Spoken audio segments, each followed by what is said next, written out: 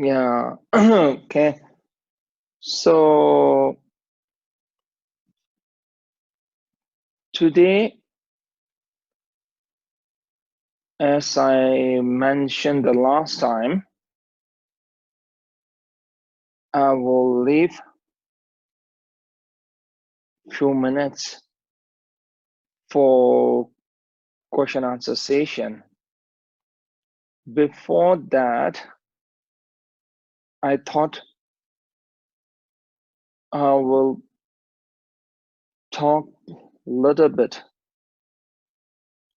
regarding about the mental stages, what I have talked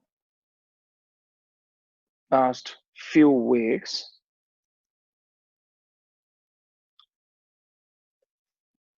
As you being as a meditator, or if you're anyone who are interested to meditate,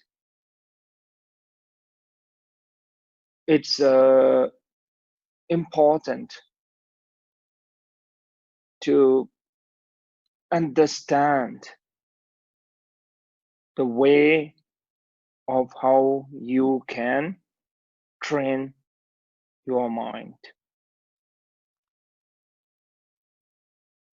When I'm saying the way of the training your mind,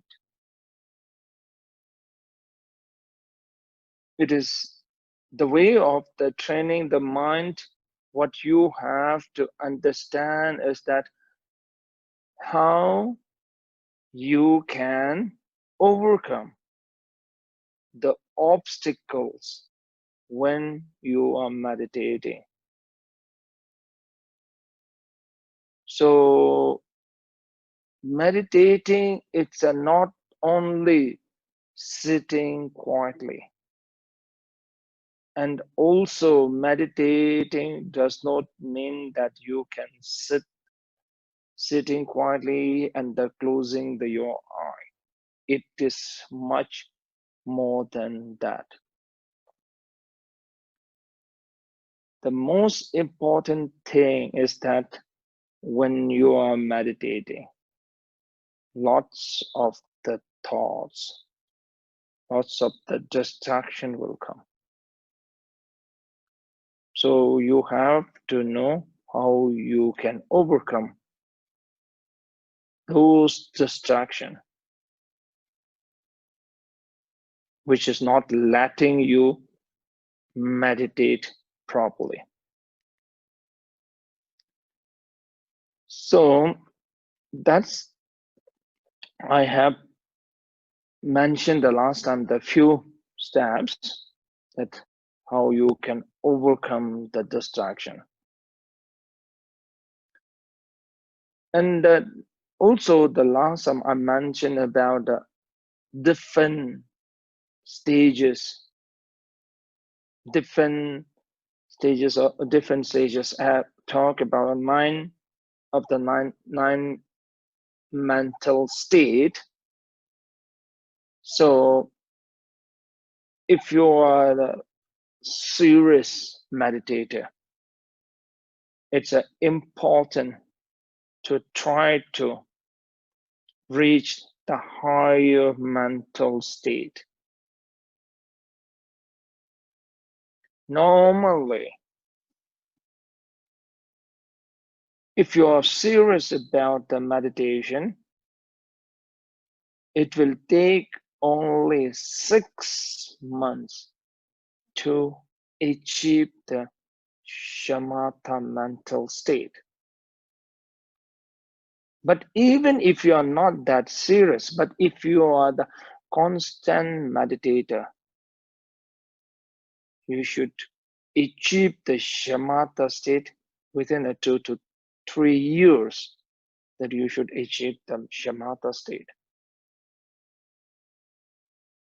Once you can achieve the shamatha state, then whenever and whatever that you meditate, you will not get distracted at all, or even when you meditate, the dullness will never appear.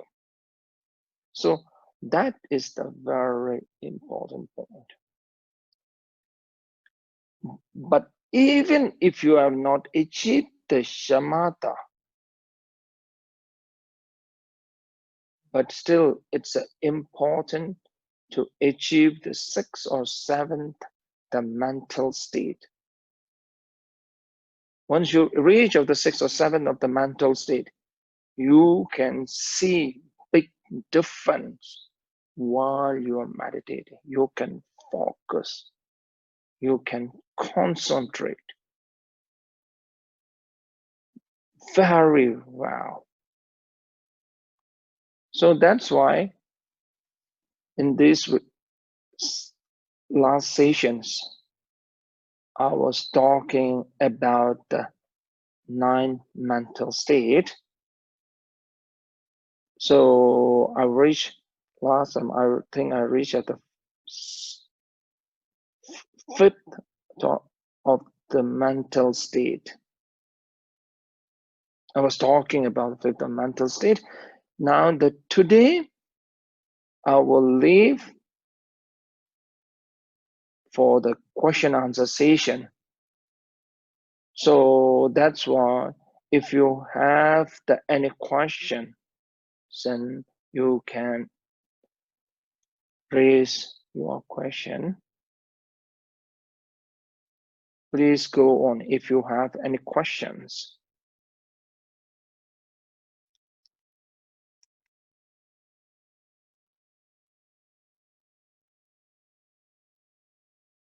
Okay. Any questions that you can write down, or maybe you can turn on your video.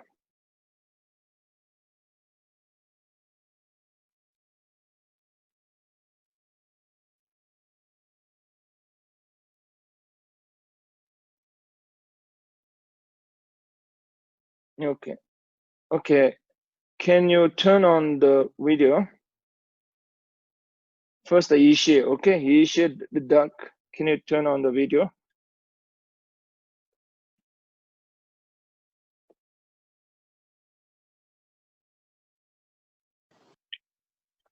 Yeah. Hello. Oh, okay. So first the question. Okay, you are asking about the subtle dullness. Okay, the subtle the dullness. That is subtle the dullness. Okay. Now, is it the subtle the dullness? Isn't it? Am I right? Your question is regarding about the subtle dullness. Yes, Rinpoche. Okay. So dullness is, as I mentioned, that when you are meditating, and so once your image is not clear, that's called the dullness. Now the subtle is dullness is that when you are meditating and the images come, and the clarity of the image, when there isn't the clarity image ever something like a damage, or when the clarity of the image don't see that, when you have something effects on the clarity of the image, that called the subtle dullness. This is the very tricky point for the meditator.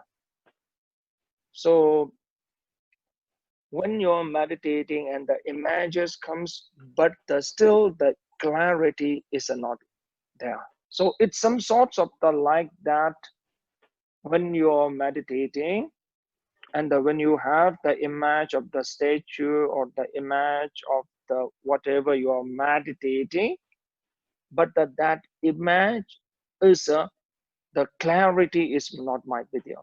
Like when you look at a statue, the face might be not that clear. You might see the stages, the hand and the body might be clear, face might not be clear. Might be face might be clear, and the body and hand might be not that clear. So that is the not a maybe I say the not a full clarity. When you lose the full clarity, that called the subtle awareness. Okay, then now go for the second question. Second question is okay, John, can you just turn on the video? Hi, I'm here. Can you hear me? Yeah. Okay. So it's your question? Yes. John, yes. My question was, how do you know when you've achieved all 9 stages? And I guess I had a second question. Is there a good retreat center for these long meditations to support somebody for such a long time? Okay, I could not get your second question. Okay, can you tell me the second question? Can you repeat your second question? Oh, yes. Is there a retreat center that you recommend for long meditations? Yeah. Okay. Second question seems more interesting. Okay. When you know the achieve all the 9 stages, it is the little bit of the tricky. It's very easy to know that how when you achieve the up till the 5th state, it's very easy to understand. So now it is more difficult to know that the 6 or the 7 mental state. You need proper guidance to whether you have achieved the 6 or the 7 mental state. So, but first, second, third, as I mentioned before, when you can meditate on the object more than the 2 minutes or the 3 minutes, like that, then the you can. It is pretty sure that you have achieved the 2nd or 3rd stage. Okay. Now you are asking about the place where you can meditate, isn't it? The place, no? Long retreat. Yes. Yeah. Now, these things that maybe, first of all, that I will tell the 2 things on this point. So, long retreat. So, hope that does, yeah, the long retreat that right now, generally right now with you can spend the long retreat. I'm not have a very I have a clear idea about it, but the 2 things I can tell you about it. If now we are Deepkar Institute in the market, we are quite looking for that make some place where people can spend the very long retreat. We are looking for it, and the Deepkar Institute America have a vision is not only to bring that meditation retreat, like a long-term meditation retreat center. Also, we are looking for the meditator to have that temporary wow. Did you understand what I'm talking about? The temporary monks and the nun. That means that you don't have to be the monk for the whole your life. You can be the monk for 1 month, 2 months. Or you don't have to become a nun your whole life. You can become a nun for 1 or 2 months. Not short-term monks and nuns that we are looking. Because when you are not only the meditation, you have to also follow the rules. That's rules, and live with the rules for the several hundred of the rules for the few months. Then not only the mentally you can practice, because of your rules, following the rules makes the big difference. That's the vision, one thing about that. Okay, so that's a Deepkar Institute vision. Okay, that's real. Okay, thank you. Then another questions. Okay, please go on. Yeah. Okay, Rohit. Sorry. Okay, Rohit, can you turn on? Yeah. Turn on your video, Rohit. Yeah. Rinpoche, my question is similar to John's question. I wanted to know, Okay. do you think it's better to go into retreat if someone really wants to develop meditation? And is it better to become a monk or nun? It seems like our world is full of many, many distractions. I see. So what will I suggest you that it is not that important to go for the long retreat. I will not tell the long retreat, but I will suggest you that it will be good that if you can do 10 to 2 weeks or 3 weeks like a serious meditation, then you can see the sum of your improvement when you go 2-3 weeks like a serious meditation. So so when you 2-3 weeks, that will make a big difference. But the serious meditation for 2 or 3 weeks, that will make the difference. And the other important thing is that what I saw, it's a very important thing is that also, as I mentioned before, not only the mentally just meditating, physically, if you have some rules to follow for 1 or 2 weeks, that's very important. Because a lot of the distraction comes because you desire or you have some of the excitement. So that also makes you that could not meditate properly. So that's it's an importance that you can set up some of the rules. So when you are doing the retreat, okay, you can set rules. That's also important. So if you're a bit serious, so I will suggest you that it will be good that if you get 2 weeks or 1 week or 2 weeks, just focusing on the meditate. That's I will suggest that. Yeah, that's also a good idea. Okay, so now the another questions. Okay, now, okay, John. Okay, so it's a question is that what is the ideal amount of the time to spend each day in the meditation practice? Am I right? Yes. Okay, so what is the ideal amount is that it will be good that if you can spend at least 10 minutes. I will suggest you that when you are meditating, ideal time will be morning. Morning will be the ideal time. Ideal time is where the morning is the most ideal time.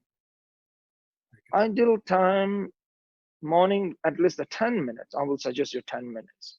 But the thing is that you can meditate anytime. Anytime you want, you can meditate at any time.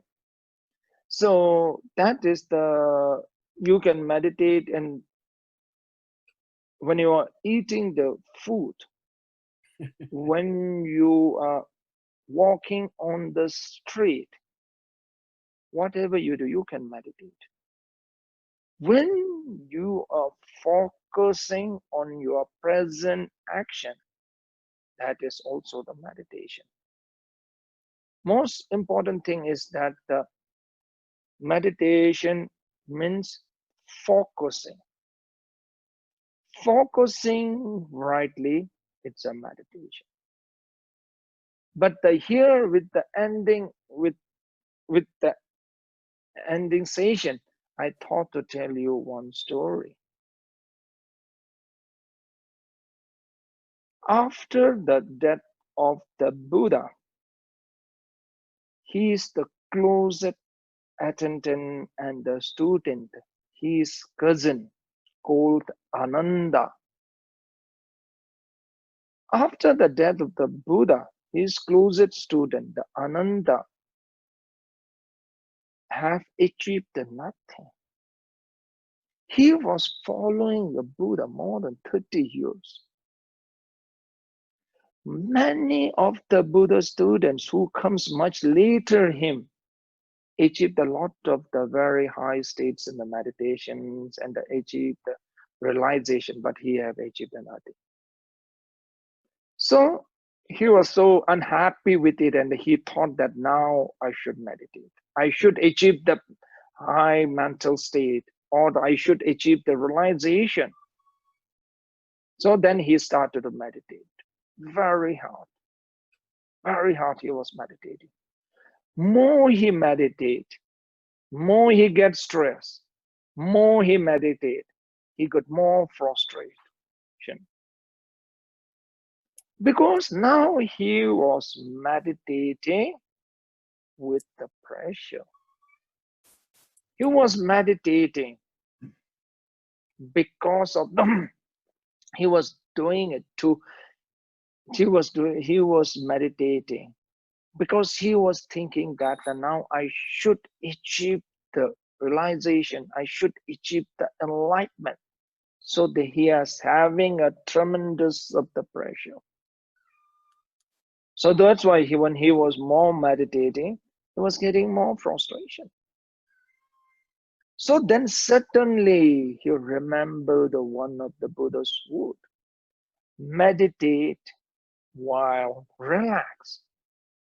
Relax while meditate. When he remembered that word, immediately his pressure and the frustrations gets heavy. That is a thing when you are meditating. It's also important that when you meditate with the meditation is bring the more calm and the peace your mind. So not to pressurize yourself, okay? When you are meditating, it means that you're searching some methods, or it's a way to bring the calm and the peace in your mind. So that's why the shamatha meditation, if the shamatha, that is the Sanskrit word, and technically that means the calm avoiding meditation, reciting in the calm, reciting in the peace. So that's why the meditation means to live in the peace. So that's why when you are meditating, don't forget that meditate while relax while meditate. Okay. Thank you so much. Okay, thank you so much. And okay, today I will leave the session here. So okay, so maybe there's some remaining questions that I will continue for the next session. Thank you so much. Thank you for them. Thank you.